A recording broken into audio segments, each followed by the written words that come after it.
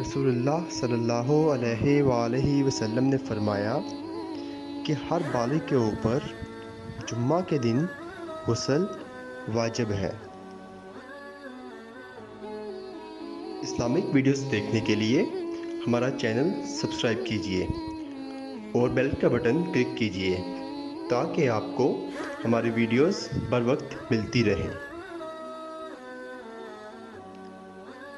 رسول اللہ صلی اللہ علیہ وآلہ وسلم نے فرمایا کہ جب نماز کے لیے تکبیر کہی جائے تو دوڑتے ہوئے مت آؤ بلکہ اپنی معمولی رفتار سے آؤ۔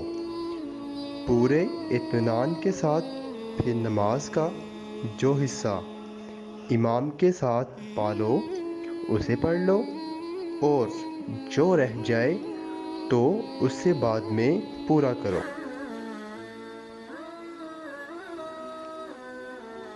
نبی کریم صلی اللہ علیہ وآلہ وسلم جمعہ میں 2 خطبے دیتے اور دونوں کے بیچ میں بیٹھتے تھے۔ خطبہ جمعہ کے بیچ میں یہ بیٹھنا بھی مسنون طریقہ ہے۔